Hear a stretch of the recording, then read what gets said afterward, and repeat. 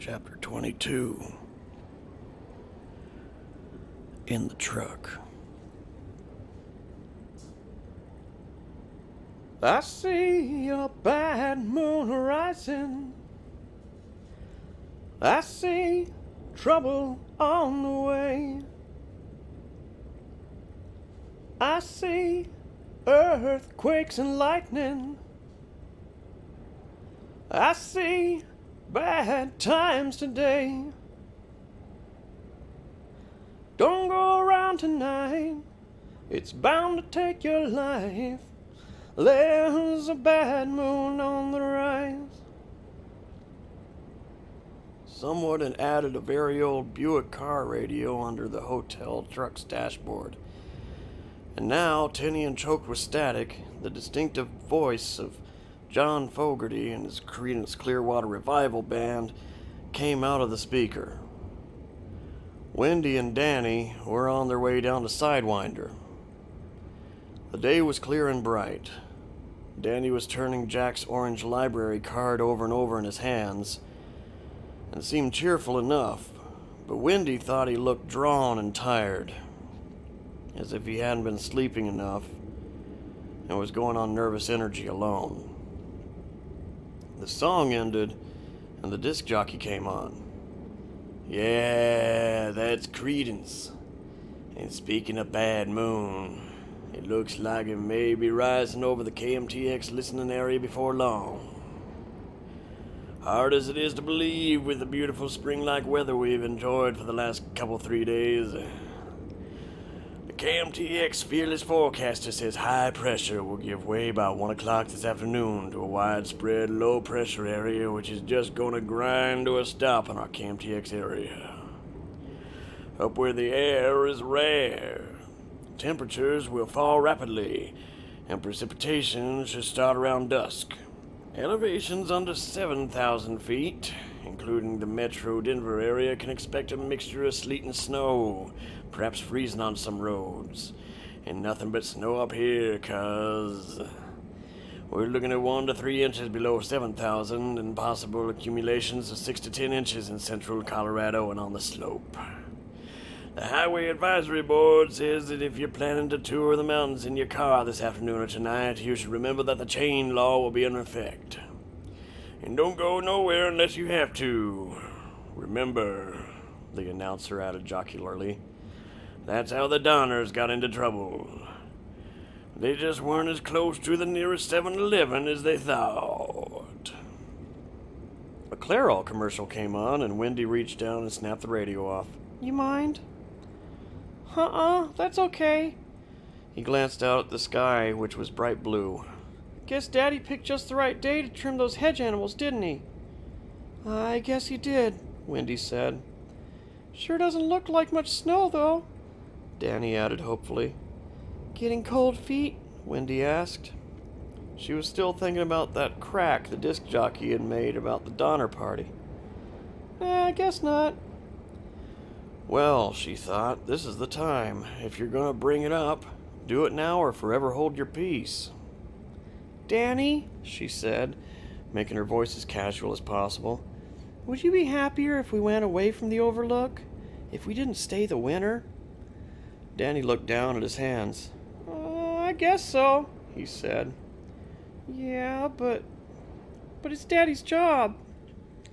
Sometimes, she said carefully, I get the idea that Daddy might be happier away from the Overlook, too. They passed a sign which read, Sidewinder, 18 miles. And then she took the truck cautiously around a hairpin and shifted up into second. She took no chances on these downgrades. They scared her silly. Do you really think so? Danny asked. He looked at her with interest for a moment and then shook his head. No, I don't think so. Why not? Because he's worried about us? Danny said, choosing his words carefully. It was hard to explain. He understood so little of it himself. He found himself harking back to an incident he had told Mr. Halloran about. The big kid looking at department store TV sets and wanting to steal one. That had been distressing, but at least it had been clear what was going on, even to Danny, then little more than an infant. But grown-ups were always in a turmoil, every possible action muddied over by thoughts of the consequences, by self-doubt, by self-image, by feelings of love and responsibility. Every possible chance seemed to have drawbacks. Sometimes he didn't understand why the drawbacks were drawbacks. It was very hard. "He thinks," Danny began again, and then looked at his mother quickly. She was watching the road, not looking at him, and he felt he could go on. "He thinks maybe we'll be lonely, and then he thinks that he likes it here and it's a good place for us. He loves us and doesn't want us to be lonely or sad, but he thinks even if we are, it might be okay in the long run. Do you know long run?" She nodded. "Yes, dear, I do." He's worried that if we leave if we left, he couldn't get another job, that we'd have to beg or something." "Is that all?" "No, but the rest is all mixed up because he's different now." "Yes," she said, almost sighing. The grade eased a little, and she shifted cautiously back to third gear. "I'm not making this up, Mommy, honest to God." "I know that," she said, and smiled. "Did Tony tell you?" "No," he said. "I just know. That doctor didn't believe in Tony, did he?" "Well, never mind that doctor," she said. "I believe in Tony. I don't know what he is or who he is, if he's a part of you that's special, or if he comes from somewhere outside, but I do believe in him, Danny, and if he think we should go, we will. The two of us will go and we'll be together with Daddy again, and we'll be with Daddy again in the spring." He looked at her with sharp hope. "Where? A motel?" "Oh, hon, we couldn't afford a motel. It would have to be at my mother's." The hope in Danny's face died out. "I know," he said, and stopped. "What?" "Nothing," he muttered. She shifted back to second as the grade steepened again. "No, Doc, please don't say that. This talk is something we should have had weeks ago. What is it you know? I won't be mad. I can't be mad because this is too important. Just talk straight to me." "I know how you feel about her," Danny said and sighed. "About my mother? How do I feel?" "Bad," Danny said, and then rhyming sing-song frightening her. "Bad, sad, mad. It's like she wasn't your mommy at all. Like she wanted to eat you." He looked at her frightened. "And I don't like it there. She's always thinking about how she would be better for me than you, and how she could get me away from you. Mommy, I don't want to go there. I'd rather be at the Overlook than there." Wendy was shaken. Was it that bad between her and her mother? God, what hell for the boy. And he could really read their thoughts for each other. She suddenly felt more naked than naked, as if she had been caught in an obscene act.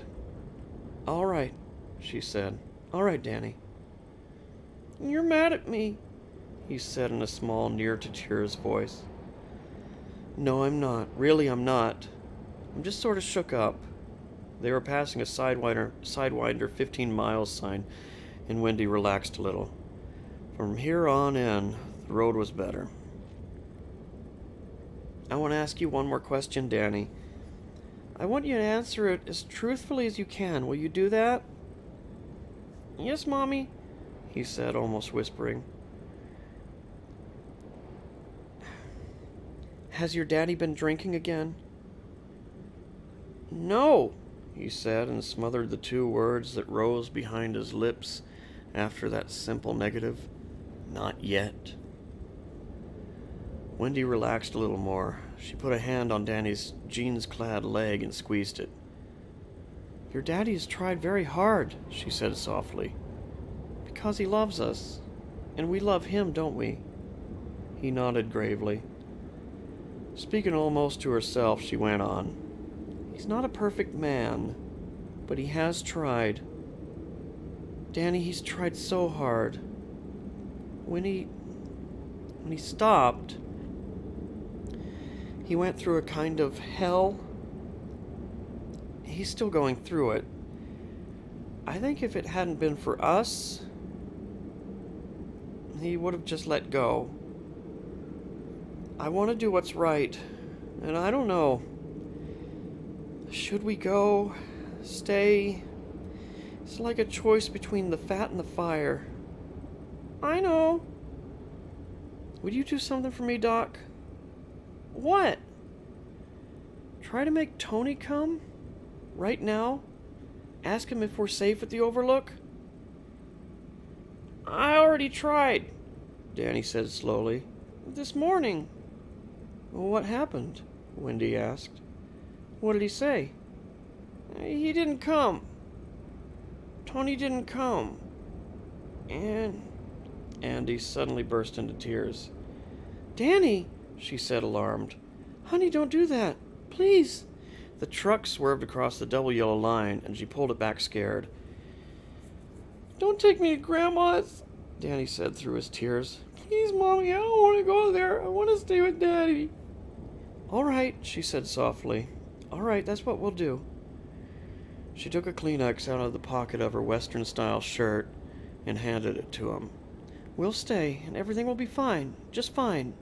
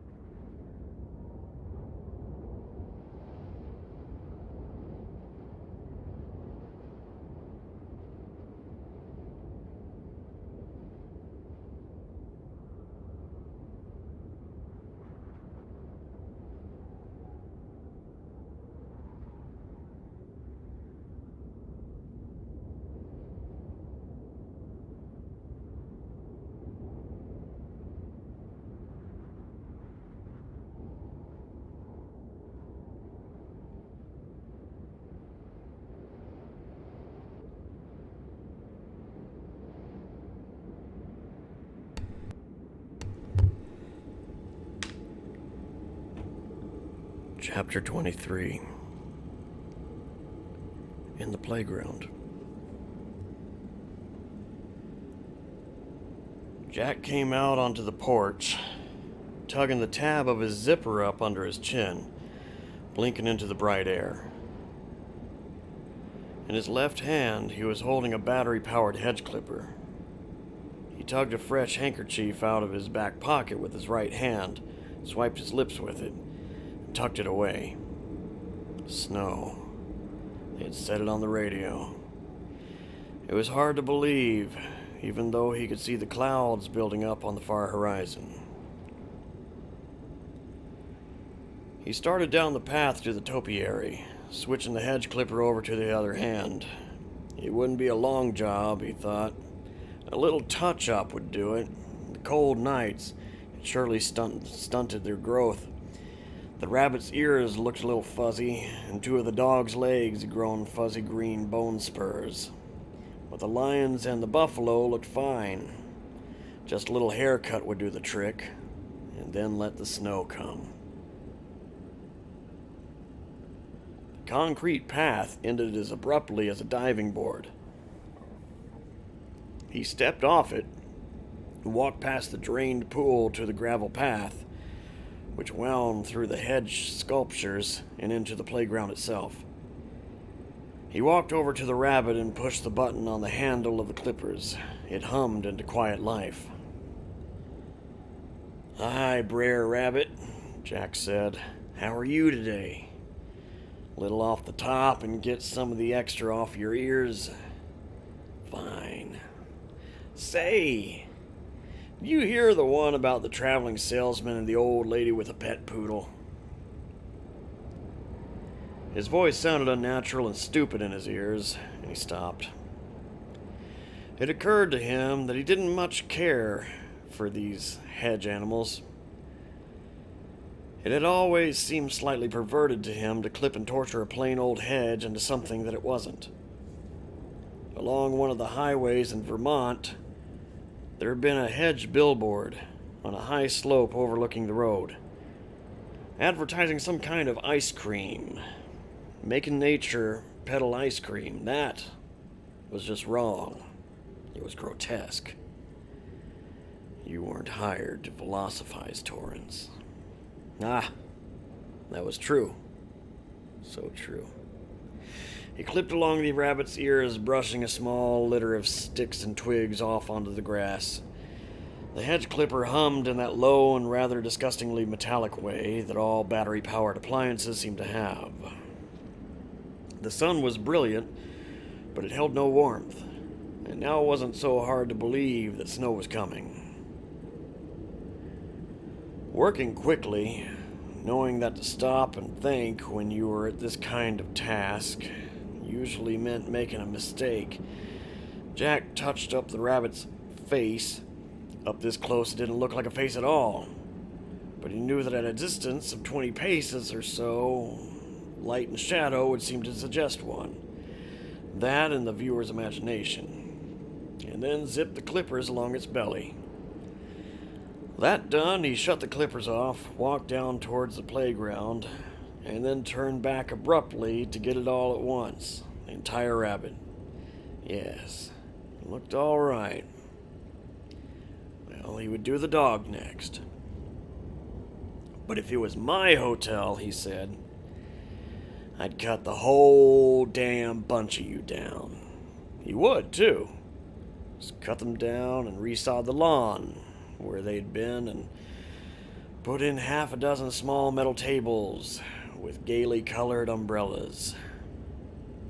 People could have cocktails on the Overlook's lawn in the summer sun. Slow gin fizzes, margaritas, and pink ladies, and all those sweet tourist drinks.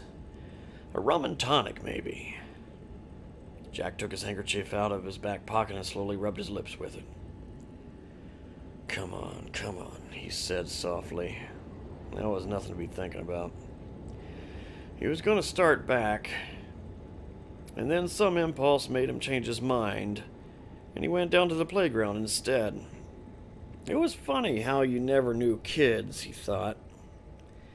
He and Wendy had expected Danny would love the playground. It had everything a kid would want. But Jack didn't think the boy had been down half a dozen times, if that. He supposed if there had been another kid to play with, it would have been different. The gate squeaked slightly as he let himself in, and then there was crushed gravel crunching under his feet. He went first to the playhouse, the perfect scale model of the Overlook itself. It came up to his lower thigh, just about Danny's height, when he was standing up. Jack hunkered down and looked in the third-floor windows. "The giant has come to eat you all up in your beds," he said hollowly. "Kiss your AAA rating goodbye." But that wasn't funny either. You could open the house simply by pulling it apart. It opened on a hidden hinge. The inside was a disappointment. The walls were painted, but the place was mostly hollow. But of course it would have to be, he told himself, or how else could the kids get inside? What play furniture might go with the place in the summer was gone, probably packed away in the equipment shed. He closed it up and heard the small click as the latch closed. He walked over to the slide, set the hedge clipper down, and after a glance back at the driveway to make sure Wendy and Danny hadn't returned, he climbed to the top and sat down. This was the big kid's slide, but the fit was still uncomfortably tight for his grown-up ass. How long had it been since he'd been on a slide? 20 years? It didn't seem possible it could be that long. It didn't feel that long, but it had to be that or more. He could remember his old man taking him to the park in Berlin when he had been Danny's age. And he had done the whole bit. Slides, swings, teeter-totters, everything. He and the old man would have a hot dog lunch and buy peanuts from the man with the cart afterward. They would sit on a bench to eat them, and dusky clouds of pigeons would flock around their feet. "Goddamn scavenger birds," his dad would say. "But don't you feed them, Jackie." But they would end up both feeding him and giggling at the way they ran after the nuts, the greedy way they ran after the nuts. Jack didn't think the old man had ever taken his brothers to the park. Jack had been his favorite. And even so, Jack had taken his lumps when the old man was drunk, which was a lot of the time. But Jack had loved him for as long as he was able, long after the rest of the family could only hate and fear him.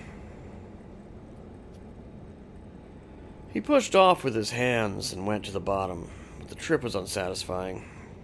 The slide, unused, had too much friction and no really pleasant speed could be built up. And his ass was just too big. His adult feet thumped onto the slight dip where thousands of children's feet had landed before him. He stood up, brushed at the seat of his pants, and looked at the hedge clipper. But instead of going back to it, he went to the swings, which were also a disappointment. The chains had built up rust since the close of the season, and they squealed like things in pain. Jack promised himself he would oil them in the spring. "You better stop it," he advised himself. "You're not a kid anymore. You don't need this place to prove it." But he went on to the cement rings. They were too small for him, and he passed them up.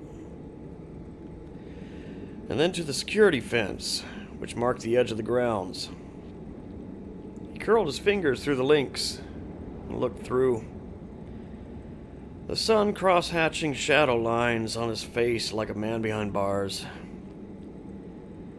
He recognized the similarity himself, and he shook the chain link, put a harried expression on his face, and whispered, "Let me out of here! Let me out of here!" But for the third time, it was not funny. It was time to get back to work. That was when he heard the sound behind him. He turned around quickly, frowning, embarrassed, wondering if someone had seen him fooling around down here in kitty country. His eyes ticked off the slides, the opposing angles of the seesaws, the swings in which only the wind sat. Beyond all that to the gate and the low fence that divided the playground from the lawn and the topiary. The lions gathered protectively around the path, the rabbit bent over as if to crop grass, the buffalo ready to charge, the crouching dog. Beyond them, the putting green and the hotel itself. From here, he could even see the raised lip of the rope court on the overlook's western side. Everything was just as it had been. So why had the flesh on his face and hands begun to creep? And why had the hair along the back of his neck begun to stand up? As if the flesh back there had suddenly tightened. He squinted up at the hotel again, but there was no answer. That was no answer. It simply stood there. Its windows dark, a tiny thread of smoke curling from the chimney, coming from the banked fire in the library. "Buster, you better get going, or they're going to come back and wonder if we're doing anything while they were gone." "Whew, sure, get going." because the snow was coming, and he had to get the damn hedges trimmed. It was part of the agreement. Besides, they wouldn't dare. Who wouldn't? What wouldn't? Dare do what? He began to walk back toward the hedge clipper at the foot of the big kid slide, and the sound of his feet crunching on the crushed stone seemed abnormally loud.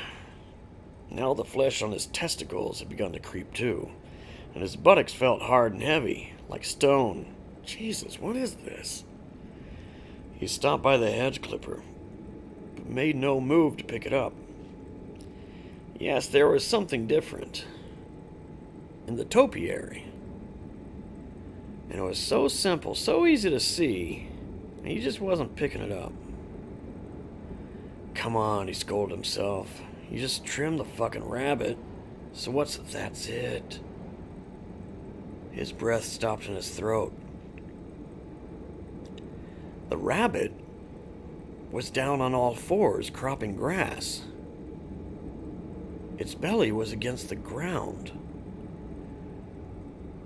But not 10 minutes ago, it had been up and on its hind legs. Of course it had been. He had trimmed its ears and its belly.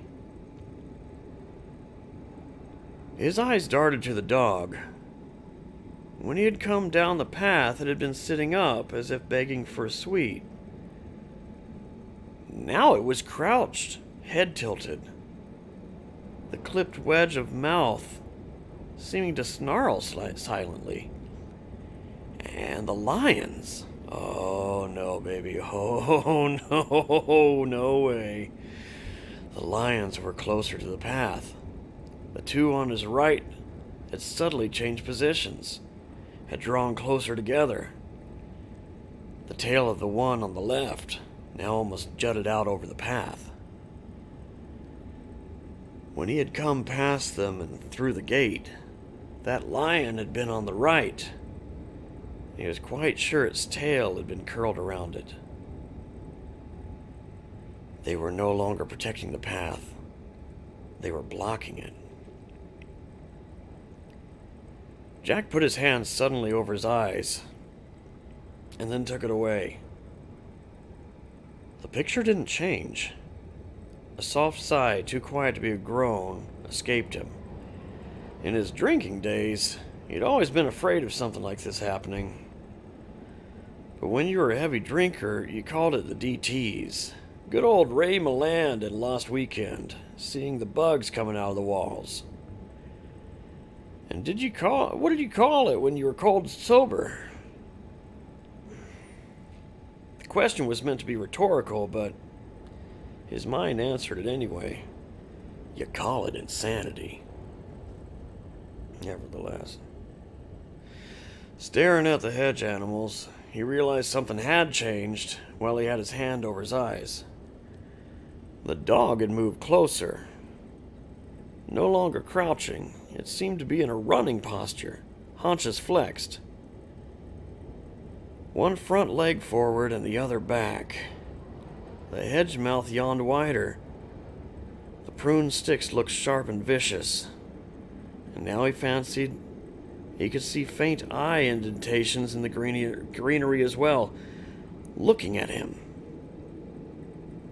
Why do they have to be trimmed? He thought hysterically. They're perfect. Another soft sound. He involuntarily backed up a step when he looked at the lions. One of the two on the right seemed to have drawn slightly ahead of the other. Its head was lowered. One paw had stolen almost all the way to the low fence.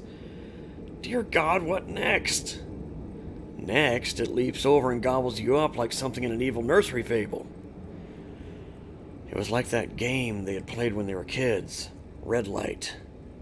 One person was it, and while he turned his back and counted to 10, the other players crept forward.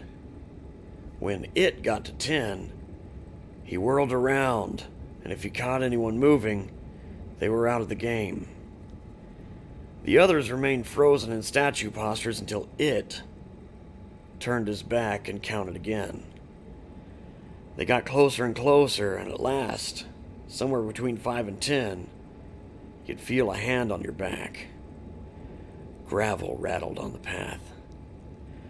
He jerked his head around to look at the dog, and it's halfway down the pathway, just behind the lions now, his mouth wide and yawning.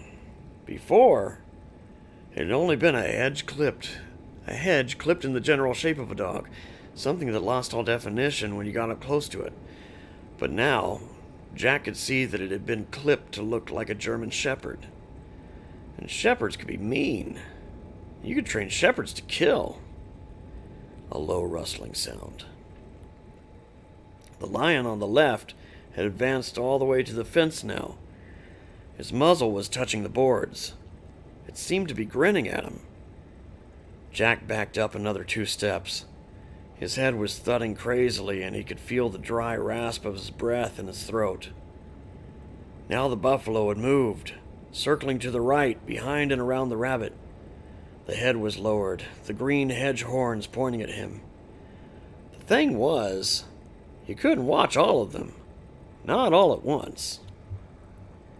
He began to make a whining sound, unaware of his locked concentration that he was making any sound at all. His eyes darted from one hedge creature to the next, trying to see them move. The wind gusted, making a hungry, rattling sound in the close, matted branches. What kind of sound would there be if they got him? Of course he knew. A snapping, rending, breaking sound. It would be. No, no, no, no! I will not believe this at all. He clapped his hands over his eyes, clutching at his hair, his forehead, his throbbing temples. And he stood like that for a long time, dread building until he could stand it no longer, and he pulled his hands away with a cry. By the putting green, the dog was sitting up, as if begging for a scrap. The buffalo was gazing with disinterest back toward the rope court, as it had been when Jack had come down with the clippers. The rabbit stood on its hind legs, ears up to catch the faintest sound, freshly clipped belly exposed. The lions, rooted into place, stood beside the path. He stood frozen for a long time, the harsh breath in his throat finally slowing. He reached for his cigarettes and shook 4 of them onto the gravel. He stooped down and picked them up, groped for them, never taking his eyes off the topiary for fear the animals would begin to move again. He picked them up, stuffed 3 carelessly back into the pack, and lit the 4th. After 2 deep drags, he dropped it and crushed it out. He went to the hedge clipper and picked it up. "I'm very tired," he said. And now it seemed okay to talk out loud. It didn't seem crazy at all. I've been under a strain. The wasps, the play, Al calling me like that. It's all right. He began to trudge back up to the hotel. Part of his mind tugged fretfully at him, tried to make him detour around the hedge animals. But he went directly up the gravel path through them. A faint breeze rattled through them. That was all. He had imagined the whole thing. He had had a bad scare, but it was over now. In the overlook's kitchen, he paused to take 2 Excedrin, and then went downstairs and looked at papers until he heard the dim sound of the hotel truck rattling into the driveway. He went up to meet them. He felt all right. He saw no need to mention his hallucination. He'd had a bad scare, but it was over now.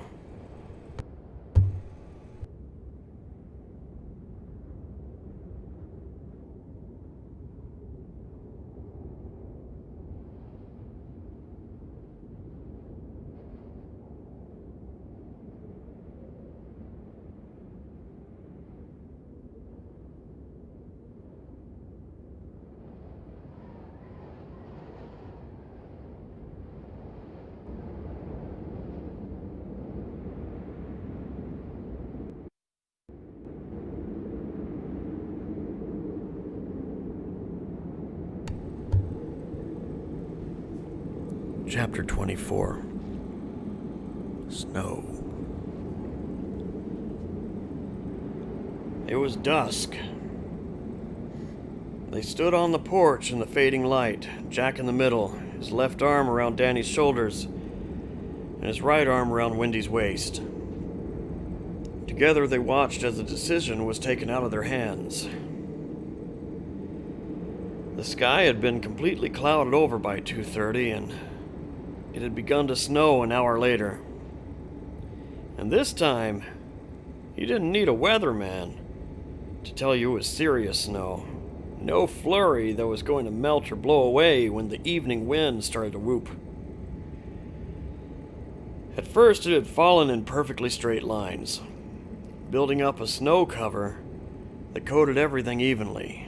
But now, an hour after it had started, the wind had begun to blow from the northwest, and the snow had begun to drift against the porch and the sides of the Overlook's driveway.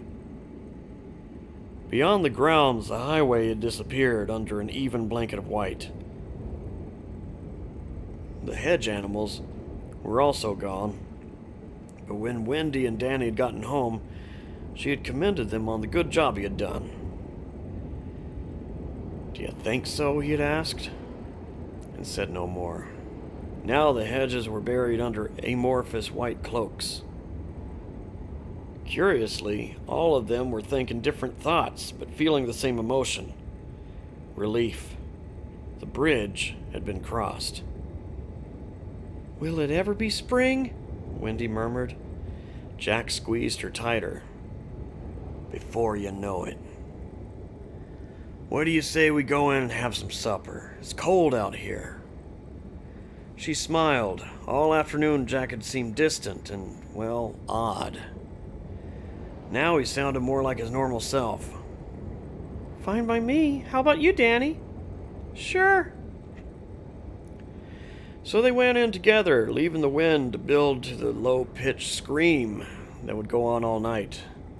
A sound they would get to know well. Flakes of snow swirled and danced across the porch. The Overlook faced it as it had for nearly 3/4 of a century, its darkened windows now bearded with snow, indifferent to the fact that it was now cut off from the world.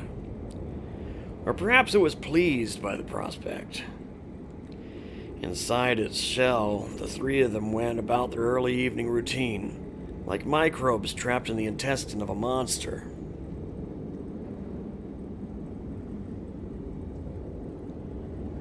Chapter 25. Inside 217.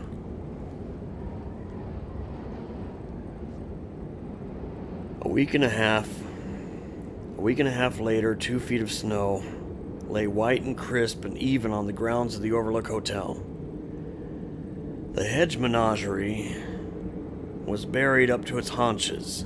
The rabbit, frozen on its hind legs, seemed to be rising from a white pool. Some of the drifts were over 5 feet deep. The wind was constantly changing them, sculpting them into sinuous dune-like scapes. Twice Jack had snowshoed clumsily around to the equipment shed for his shovel to clear the porch. The third time he shrugged, simply cleared a path through the towering drift lying against the door, and let Danny amuse himself by sledding to the right and left of the path. The truly heroic drifts lay against the Overlook's west side. Some of them towered to a height of 20 feet. Beyond them, the ground was scoured bare to the grass by the constant wind flow. The first floor windows were covered, and the view from the dining room, which Jack had so admired on closing day, was now no more exciting than the view of a blank movie screen. Their phone had been cut out for the last 8 days, and the CB radio in Ullman's office was now their only communications link with the outside world. It snowed every day now, sometimes only brief flurries that powdered the glittering snow crust, sometimes for real, the low whistle of the wind cranking up to a womanish shriek that made the old hotel rock and groan alarmingly even in its deep cradle of snow. Night temperatures had not gotten above 10 degrees, and although the thermometer by the kitchen service entrance sometimes got as high as 25, in the early afternoons, the steady knife edge of the wind made it uncomfortable to go out without a ski mask. But they all did go out on the days when the sun shone, and usually wearing 2 sets of clothing and mittens on over their gloves. Getting out was almost a compulsive thing. The hotel was circled with the double track of Danny's flexible flyer. The permutations were nearly endless. Danny riding while his parents pulled. Danny riding and laughing while Wendy and Danny tried to pull. It was just possible for them to pull him on the icy crust, and flatly impossible when powder covered it. Danny and Mommy riding, Wendy riding by herself, while her menfolk pulled and puffed white vapor like dray horses, pretending she was heavier than she was. They laughed a great deal on these sled excursions around the house, but the whooping and impersonal voice of the wind, so huge and hollowly sincere, made their laughter seem tinny and forced. They had seen caribou tracks in the snow, and once the caribou themselves, a group of 5 standing motionlessly below the security fence. They had all taken turns with Jack's Zeiss Icon binoculars to see them better, and looking at them had given Wendy a weird, unreal feeling. They were standing leg deep in the snow that covered the highway, and it came to her that between now and spring thaw, the road belonged more to the caribou than it did to them. Now the things that men had made up here were neutralized. The caribou understood that, she believed. She had put the binoculars down and had said something about starting lunch, and in the kitchen she had cried a little, trying to rid herself of the awful pent-up feeling that sometimes fell on her like a large pressing hand over her heart. She thought of the caribou.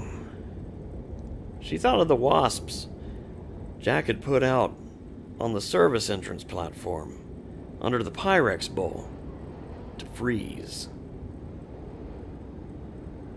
There were plenty of snowshoes hung from nails in the equipment shed, and Jack found a pair to fit each of them, although Danny's pair was quite a bit outsized. Jack did well with them. Although he had not snowshoed since his boyhood in Berlin, New Hampshire, he retaught himself quickly. Wendy didn't care much for it. Even 15 minutes of tramping around on the outsized laced paddles made her legs and ankles ache outrageously. But Danny was intrigued and working hard to pick up the knack. He still fell often, but Jack was pleased with his progress. He said that by February, Danny would be skipping circles around both of them.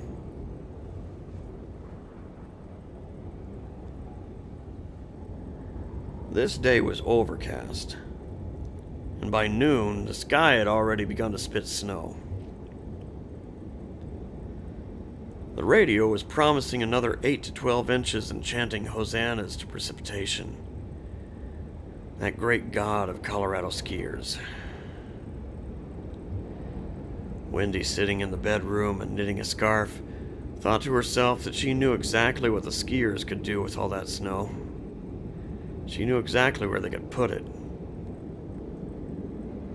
Jack was in the cellar. He had gone down to check the furnace and boiler. Such checks had become a ritual with him since the snow had closed them in.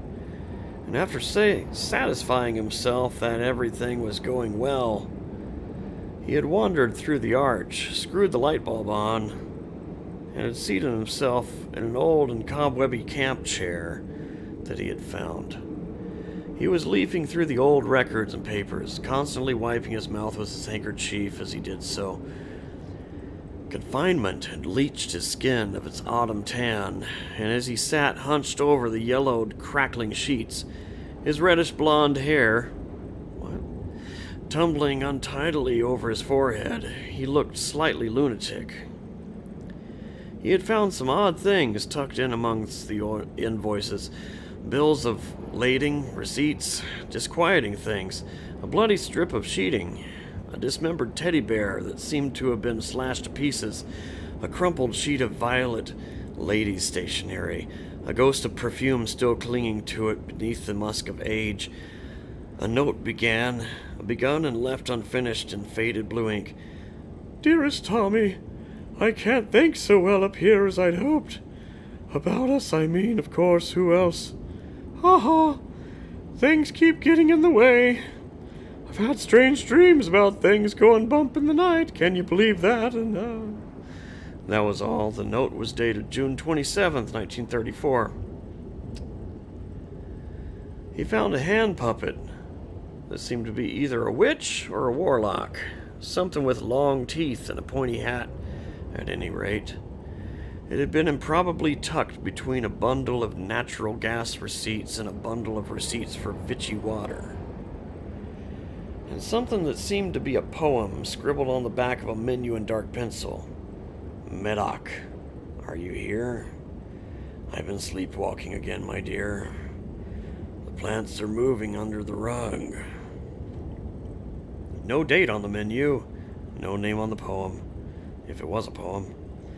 Elusive but fascinating. It seemed to him that these things were like pieces in a jigsaw. Things that would eventually fit together if he could find the right linking pieces. And so he kept looking, jumping and wiping his lips every time the furnace roared into life behind him. Danny was standing outside room 217 again. The passkey was in his pocket. He was staring at the door with a kind of drugged avidity, and his upper body seemed to twitch and jiggle beneath his flannel shirt. He was humming softly and tunelessly. He hadn't wanted to come here, not after the fire hose. He was scared to come here. He was scared that he had taken the passkey again, disobeying his father. He had wanted to come here. Curiosity killed the cat, and satisfaction brought him back. It was like a constant fish hook in his brain, a kind of nagging siren song that would not be appeased. And hadn't Mr. Halloran said, "I don't think there's anything here that can hurt you"? You promised. Promises were made to be broken. He jumped at that. It was as if that thought had come from outside, insectile, buzzing, softly cajoling. Promises were made to be broken, my dear Red Rum. To be broken, splintered, shattered, hammered apart. For... His nervous humming broke into low, atonal song. Lulu, skip to my love, my darling. Hadn't Mr. Halloran been right? Hadn't that been, in the end, the reason why he had kept silent and allowed the snow to close them in? Just close your eyes, and it'll be gone. What he hadn't seen in the presidential suite, or more what he had... Look, what he had seen in the presidential suite had gone away.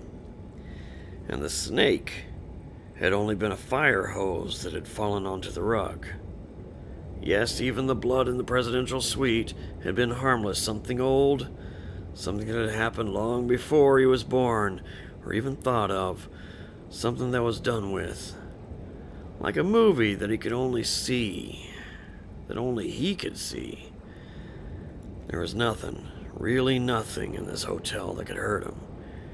And if he had to prove that to himself by going into this room, shouldn't he do so? Lulu, skip to my Lou. Curiosity killed the cat, my dear Red Rum. Red Rum, my dear. Satisfaction brought him back safe and sound, from toes to crown. From head to ground, he was safe and sound. He knew that those things are like scary pictures. They can't hurt you, but oh my God! What big teeth you have, Grandma. And is that a wolf in a Bluebeard suit? Or a Bluebeard in a wolf suit? And I'm so glad you asked, because curiosity killed that cat, and it was the hope of satisfaction that brought him up the hall, treading softly over the blue and twisting jungle carpet. He had stopped by the fire extinguisher, had put the brass nozzle back into the frame, and then had poked it repeatedly with his finger, heart thumping, whispering, "Come on, hurt me. Come on and hurt me. You cheap prick. Can't do it, can you? Huh? You're nothing but a cheap fire hose. Can't do nothing but lie there. Come on. Come on." He had felt insane with bravado, and nothing had happened. It was only a hose after all. Only canvas and brass. Well, you could hack it to pieces, and it would never complain. Never twist and jerk and bleed green slime all over the blue carpet. Because it was only a hose. Not a nose and not a rose. Not glass buttons or satin bows. Not a snake in a sleepy doze. And he had hurried on. Had hurried on because he was late. "I'm late," said the White Rabbit. The White Rabbit? Yes. Now there was a white rabbit out by the playground. Once it had been green, but now it was white, as if something had shocked it repeatedly on the snowy, windy nights and turned it old. Danny took the pass key from his pocket and slid it into the lock.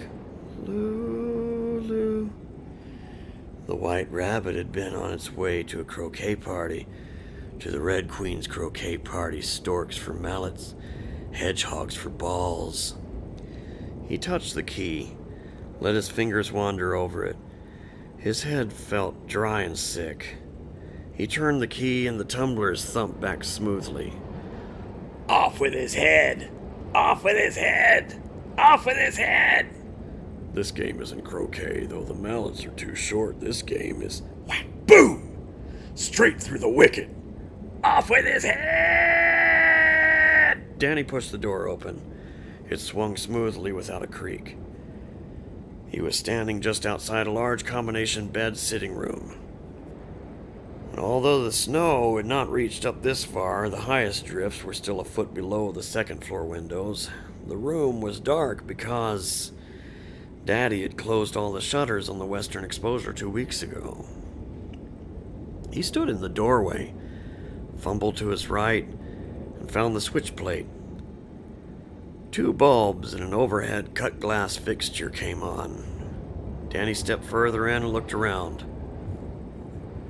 The rug was deep and soft, a quiet rose color, soothing.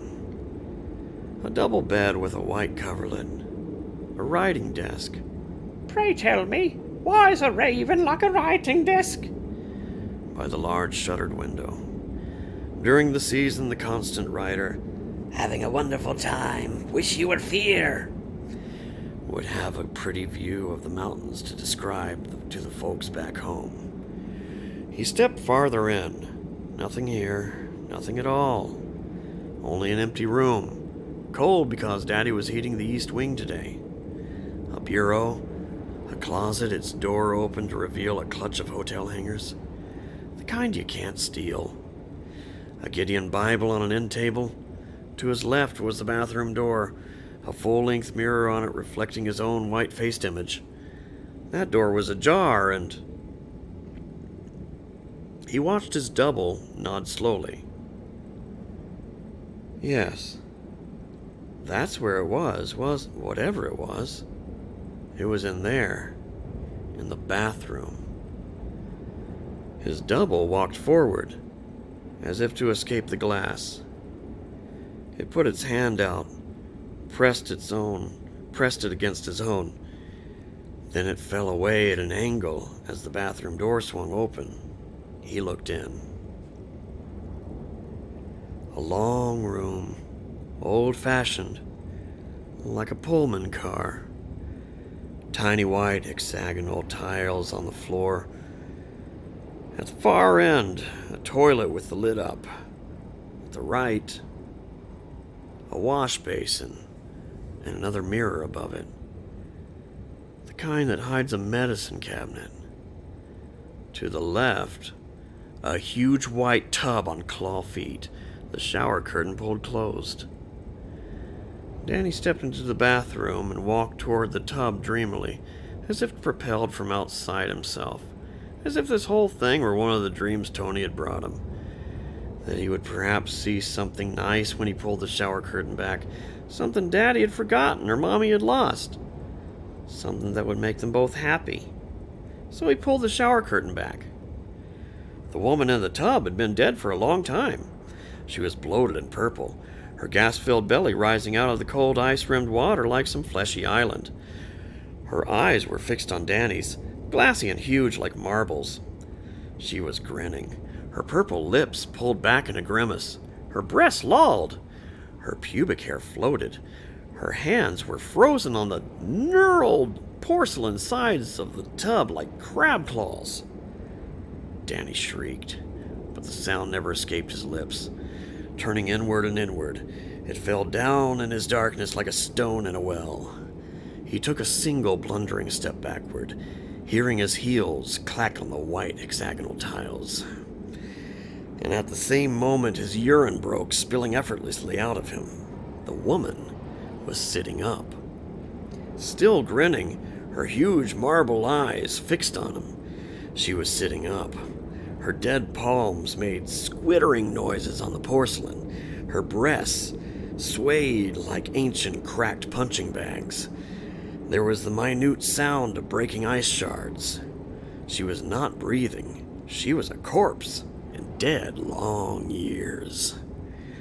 Danny turned and ran, bolting through the bathroom door, his eyes starting from their sockets, his hair on end like the hair of a hedgehog about to be turned into a sacrificial croquet or roque ball. His mouth open and soundless. He ran full tilt into the outside door of 217, which was now closed. He began hammering on it, far beyond realizing that it was unlocked, and he had only to turn the knob to let himself out. His mouth pealed forth deafening screams that were beyond human auditory range. He could only hammer on the door and hear the dead woman coming for him. Bloated belly, dry hair, outstretched hands. Something that had lain slain in that tub for perhaps years, embalmed there in magic. The door would not open. Would not. And then the voice of Dick Halloran came to him. So sudden and unexpected, so calm, that his locked vocal cords opened, and he began to cry weakly, not with fear, but with blessed relief. I don't think they can hurt you. They're like pictures in a book. Close your eyes, and they'll be gone. His eyelids snapped down, his hands curled into balls, his shoulders hunched with the effort of his concentration. Nothing there. Nothing there. Not there. Oh, nothing there. There is nothing. Time passed, and he was just beginning to relax, just beginning to realize that the door must be unlocked, and he could go, when the year's damp, bloated, fish-smelling hands closed softly around his throat, and he was turned implacably around to stare into that dead and purple face.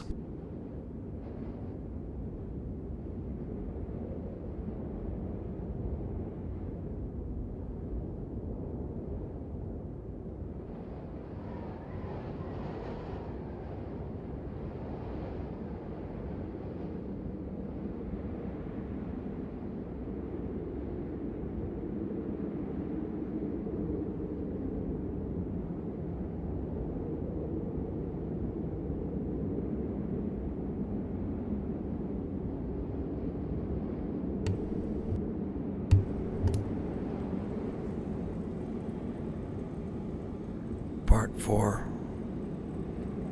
Snowbound. Chapter 26. Dreamland. Knitting made her sleepy. Today even bar talk would have made her sleepy. But it wasn't bar talk on the little phonograph, it was Bach. Her hands grew slower and slower, and at the time her son was making the acquaintance of room 217's long-term resident, Wendy was asleep with her knitting on her lap. The yarn and needles rose in the slow time of her breathing. Her sleep was deep, and she did not dream.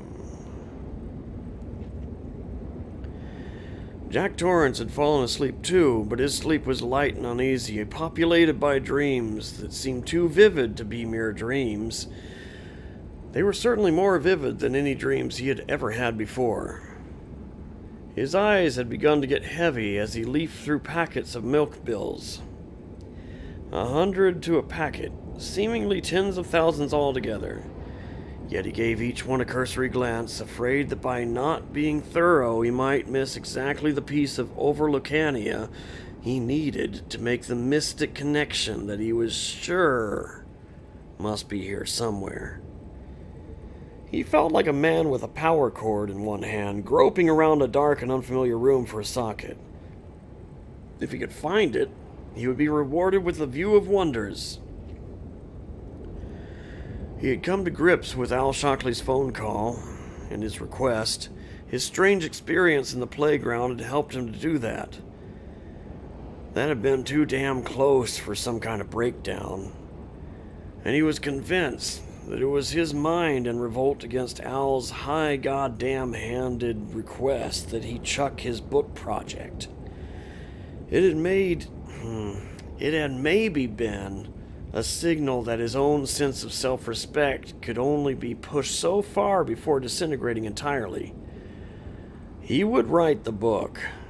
If it meant the end of his association with Al Shockley, that would have to be. He would write the hotel's biography, write it straight from the shoulder, and the introduction would be his hallucination that the topiary animals had moved. The title would be uninspired but workable. Strange Resort, the story of the Overlook Hotel. Straight from the shoulder, yes. But it would not be written vindictively in an effort to get back at Al or Stuart Ullman or George Hatfield or his father, miserable bullying drunk that he had been, or anyone else for that matter. He would write it because the Overlook had enchanted him. Could any other explanation be so simple or so true? He would write it for the reason he felt that all great literature, not fiction and nonfiction, was written. Truth comes out. In the end, it always comes out. He would write it because he felt he had to. 500 gallons of whole milk, 100 gallons of skim milk, paid bill to account, 300 pints orange juice paid. He slipped down further in his chair, still holding a clutch of the receipts, but his eyes no longer looking at what was printed there. They had come unfocused. His lids were slow and heavy. His mind had slipped from the Overlook to his father, who had been a male nurse at the Berlin Community Hospital. Big man, fat man who had towered to 6 feet 2 inches. He had been taller than Jack, even when Jack got his full growth at 6 feet even. Not that the old man had still been around then. Runt of the litter, he would say, and then cuff Jack lovingly and laugh. There had been 2 older brothers, 2 other brothers, both taller than their father, and Becky, who at 5'10" had only been 2 inches shorter than Jack, and taller than he for most of their childhood. His relationship with his father had been like the unfurling of some flower of beautiful potential which, when wholly opened, turned out to be blighted inside. Until he had been 7, he had loved the tall, big-bellied man uncritically and strongly in spite of the spankings, the black and blues, the occasional black eye. He could remember velvet summer nights, the house quiet, oldest brother Brad out with his girl, middle brother Mike studying something, Becky and their mother in the living room, watching something on the balky old TV. And he would sit in the hall dressed in a pajama singlet and nothing else, ostensibly playing with his trucks, actually waiting for the moment when the silence would be broken by the door swinging open with a large bang, the bellow of his father's welcome, when he saw Jackie was waiting. His own happy squeal in answer as this big man came down the hall, his pink scalp glowing beneath his crew cut in the glow of the hall light. In that light, he always looked like some soft and flapping oversized ghost in his hospital whites, the shirt always untucked, and sometimes bloody, the pant cuffs drooping down over the black shoes. His father would sweep him into his arms, and Jackie would be propelled deliriously upward, so fast it seemed he could feel air pressure settling against his skull like a cap made out of lead, up and up, both of them crying, "Elevator! Elevator!" And there had been nights when his father in his drunkenness had not stopped the upward lift of his slab-muscled arms soon enough, and Jackie had gone right up over his father's flat-topped head like a human projectile to crash land on the hall floor behind his dad. But on other nights, his father would only sweep him into a giggling ecstasy, through the zone of air where beer hung around his father's face like a mist of raindrops, to be twisted and turned and shaken like a laughing rag, and finally to be set down on his feet, hiccuping with reaction. And the receipt slipped from his relaxing hand and seesawed down through the air to land lazily on the floor. His eyelids, which had settled shut with his father's image tattooed on their backs like stereopticon images, opened a little bit and then slipped back down again. He twitched a little. Consciousness, like the receipts, like autumn aspen leaves, seesawed lazily downward. That had been the first phase of his relationship with his father. And as it was drawing to its end, he had become aware that Becky and his brothers, all of them older, hated the father, and that their mother, a nondescript woman who rarely spoke above a mutter, only suffered him because her Catholic upbringing said she must. In those days, it did not seem strange to Jack that the father won all his arguments with his children by use of his fists. It did not seem strange that his own love should go hand in hand with his fear.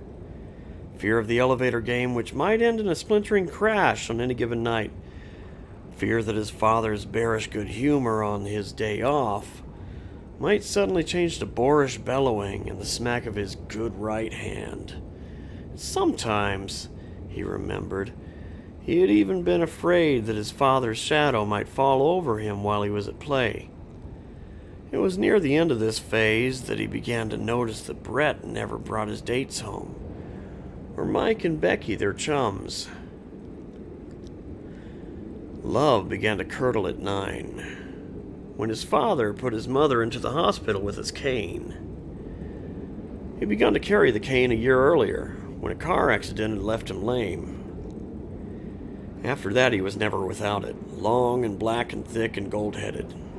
Now, dozing, Jack's body twitched in a remembered cringe at the sound it made in the air, a murderous swish, and its heavy crack against the wall, or against flesh. He had beaten their mother for no good reason at all, suddenly and without warning. They had been at the supper table. The cane had been standing by his chair.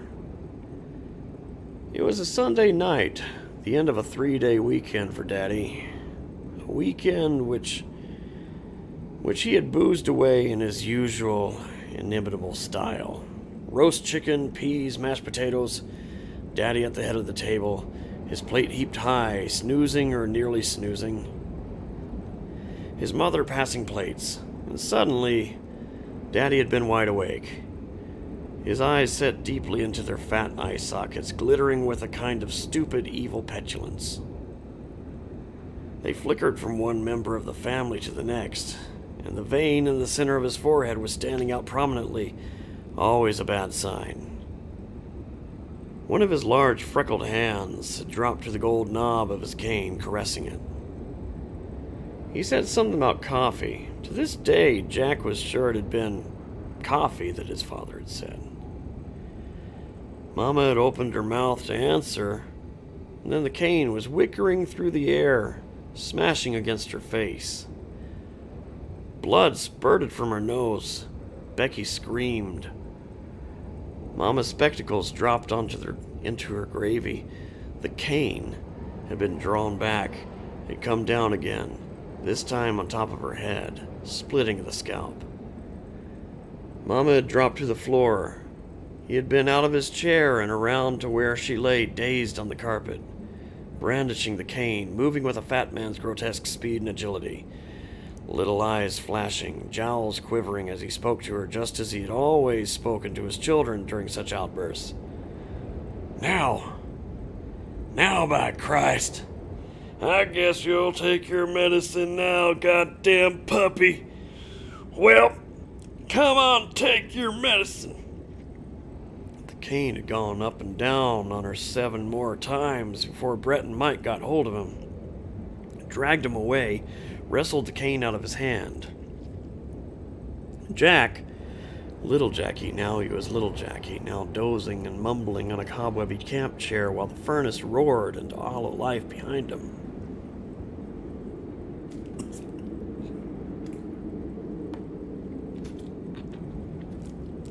Where's my cake? Knew exactly how many blows it had been because each soft whump against his mother's body had been engraved on his memory like the irrational swipe of a chisel on stone. 7 whumps, no more, no less. He and Becky crying, unbelieving, looking at their mother's spectacles lying in her mashed potatoes, one cracked lens smeared with gravy. Brett shouting at Daddy from the back hall, telling him that he'd kill him if he moved.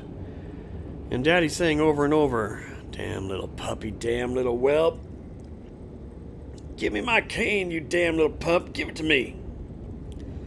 Brett brandishing it hysterically, saying, yes, I'll give it to you. Just you move a little bit and I'll give you all you want. And 2 extra. I'll give you plenty. Mama getting slowly to her feet, dazed, her face already puffed and swelling like an old tire with too much air in it, bleeding in 4 or 5 different places. And she had said a terrible thing.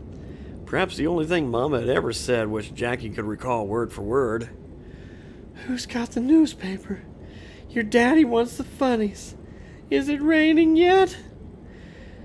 And then she sank to her knees again, her hair hanging in her puffed and bleeding face. Mike calling the doctor, babbling into the phone. Could he come right away? It was their mother. No. He couldn't say what the trouble was, not over the phone, not over the party line he couldn't. Just come. The doctor came and took Mama away to the hospital, where Daddy had worked all his adult life.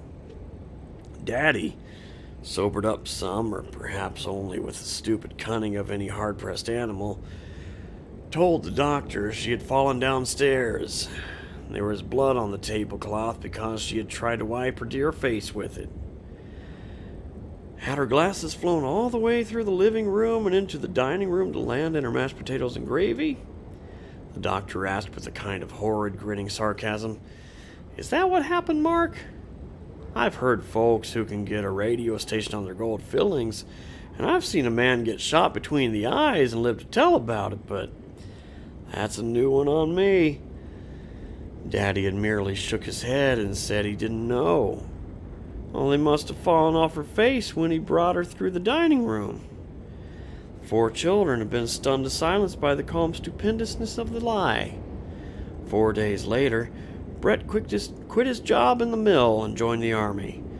Jack had always felt it was not just the sudden and irrational beating his father had administered at the dinner table, but the fact that in the hospital their mother had corroborated their father's story while holding the hand of the parish priest. Revolted, Brett had left them to whatever might come. He had been killed in Dong Ho, not Ding Dong Ho, just Dong Ho, I mispronounced it, I apologize. Dong Ho province in 1965, the year when Jack Torrance, undergraduate, had joined the active college agitation to end the war. He had waved his brother's bloody shirt at rallies, They were increasingly well attended, but it was not Brett's face that hung before his eyes when he spoke. It was his mother's dazed, uncomprehending face. His mother saying, "Who's got the newspaper?" Mike escaped 3 years later when Jack was 12. He went to UNH on a hefty merit scholarship. A year after that, their father died of a sudden massive stroke, which occurred while he was prepping a patient for surgery. He had collapsed in his flapping and untucked hospital whites, dead possibly even before he hit the industrial black and red hospital tiles. And 3 days later, the man who had dominated Jackie's life, the irrational white ghost god, was underground. The stone-red Mark Anthony Torrance loving father. To that, Jack would have added one line. He knew how to play elevator. There have been a great lot of insurance money. There are people who collect insurance as compulsively as others collect coins and stamps. And Mark Torrance had been that type. The insurance money came in at the same time the monthly policy payments and liquor bills stopped. For 5 years, they had been rich, nearly rich. In his shallow, uneasy sleep, his face rose before him as if in a glass. His face, but not his face. The wide eyes and innocent bowed mouth of a boy sitting in the hall with his trucks, waiting for his daddy, waiting for the white ghost god, waiting for the elevator to rise up with dizzying, exhilarating speed throughout the salt and sawdust mist of exhaled taverns, waiting perhaps for it to go crashing down, spilling old cock springs out of his ears, while his daddy roared with laughter, and it transformed into Danny's face, so much like his own had been. His eyes had been light blue, while Danny's were cloudy gray, but the lips still made a bow, and the complexion was fair. Danny in his study wearing training pants, all his papers soggy, and the fine, misty smell of beer rising, a dreadful batter all in ferment, rising on the wings of yeast, the breath of taverns, snap of bone. His own voice, mewling drunkenly, "Danny, are you okay, Doc? Oh, God, you poor sweet arm." And that face transformed into Mama's dazed face, rising up from below the table, punched and bleeding, and Mama was saying, "From your father. I repeat, an enormously important announcement from your father. Please stay tuned or tune immediately to the Happy Jack frequency. Repeat, tune immediately to the happy hour frequency. I repeat." A slow dissolve. Disembodied voices echoing up to him as if along an endless, cloudy hallway. "Things keep getting in the way, dear Tommy." "Medoc, are you there? I've been sleepwalking again, my dear. It's the inhuman monsters that I fear." "Excuse me, Mr. Ullman, but isn't this the office with its file cabinets, Ullman's big desk, a blank reservations book for next year already in place? Never misses a trick, that Ullman. All the keys hanging neatly on their hooks, except for one. Which one? Which key? Passkey. Who's got the passkey? If we went upstairs, perhaps we'd see. And the big two-way radio on its shelf." He snapped it on. CB transmissions coming in short, crackly bursts. He switched the band and dialed across bursts of music, news, a preacher haranguing a softly moaning congregation, a weather report, and another voice which he dialed back to. It was his father's voice. "Kill him. You have to kill him. You have to kill him, Jackie. And her too. Because a real artist must suffer.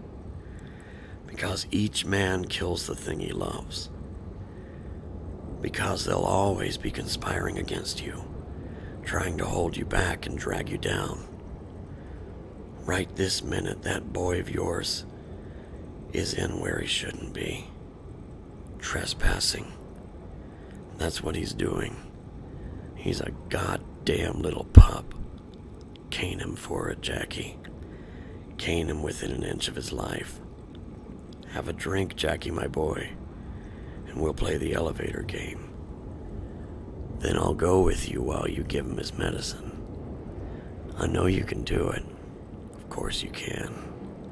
You must kill him. You have to kill him, Jackie. And her too. Because a real artist must suffer. Because each man... His father's voice going up higher and higher, becoming something maddening, not human at all, something squealing and petulant and maddening. The voice of the ghost god, the pig god, coming dead at him out of the radio, and "No!" he screamed back. "You're dead! You're in your grave! You're not in me at all!" Because he had cut all the father out of him. And it was not right that he should come back creeping through this hotel 2,000 miles from the New England town where his father had lived and died. He raised the radio up and brought it down, and it smashed on the floor, spilling old clock springs and tubes like the result of some crazy elevator game gone awry, making his father's voice gone, leaving only his voice, Jack's voice, Jackie's voice, chanting in the cold reality of the office. "Dead! You're dead! You're dead!" And the startled sound of Wendy's feet hitting the floor over his head, and Wendy's startled, frightening voice, "Jack! Jack!" He stood, blinking down at the shattered radio. Now there was only the snowmobile and the equipment shed to link them to the outside world. He put his hands over his eyes and clutched at his temples. He was getting a headache.